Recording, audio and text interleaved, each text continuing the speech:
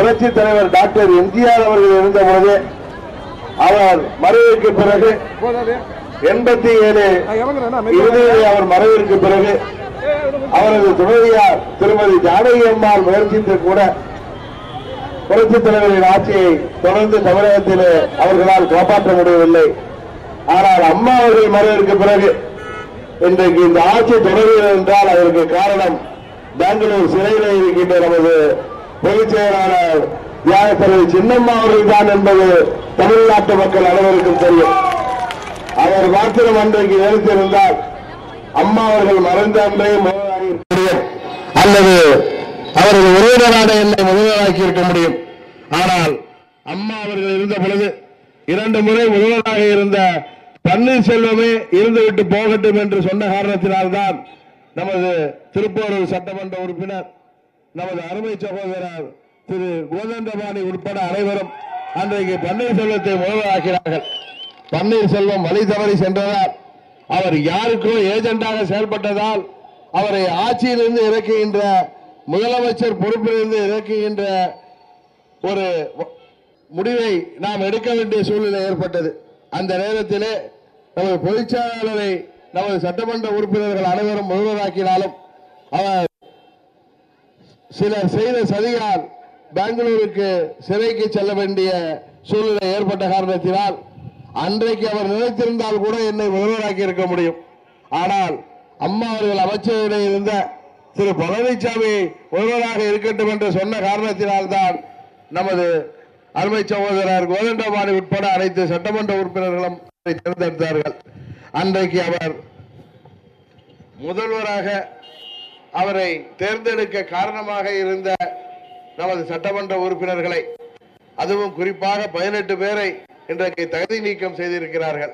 காரணம், அன்றைக்கு பிப்ரவரி 18, 2017 பழனிசாமி ஆட்சியை காப்பாற்றிய இந்த சட்டமன்ற உறுப்பினர்களை அன்றைக்கு பழனிசாமிக்கு எதிராக திமுகவுடன் சேர்ந்து வாக்களித்த பன்னீர்செல்வம் உட்பட அந்த 11 பேரை தன்னோடு சேர்த்துக் கொண்டு இவர்களை எல்லாம் அவர் அன்றைக்கு உதாசீனப்படுத்திய காரணத்தினால், அதை எதிர்த்து இவர்கள் கேட்ட காரணத்தினால், நீதியின் பக்கம் நின்ற காரணத்தினால், நேர்மையின் பக்கம் நின்ற காரணத்தினால், பதவி பெருசு அல்ல, எங்களுக்கு பொன்னும் பொருளும் பெருசு அல்ல, எங்கள் இயக்கம்தான் பெருசு, நியாயம்தான் பெரிது என்று அன்றைக்கு அவர்கள் நம்மோடு இவர்கள் இன்றைக்கு இருந்த காரணத்தினால் பதவி நீக்கப்பட்டிருக்கிறார்கள்.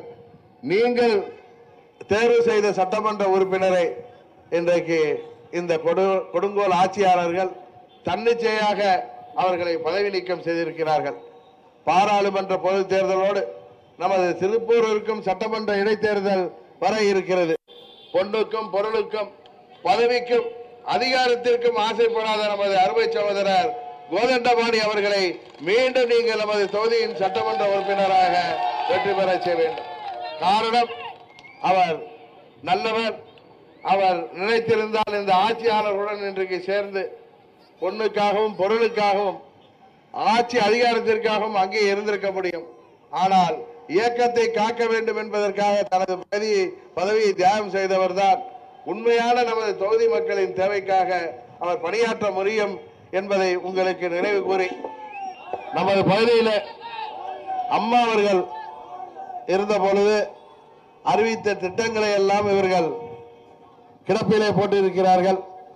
அம்மா அவர்கள் அறிவித்த மத்திய கைலாஷ் முதல் சிறுசேரி வரை மேல்மட்ட சாலை பணி இன்னும் கிடப்பிலே போடப்பட்டிருக்கிறது.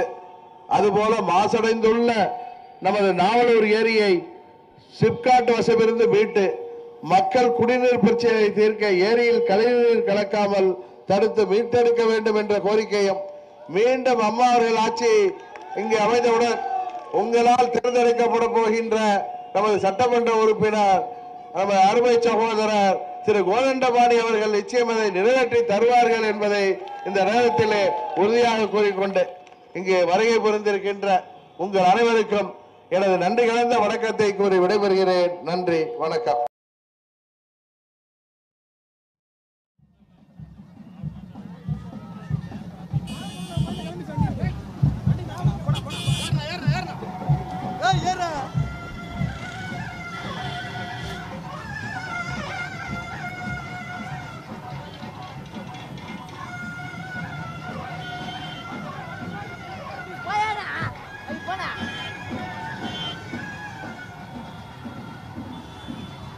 வா.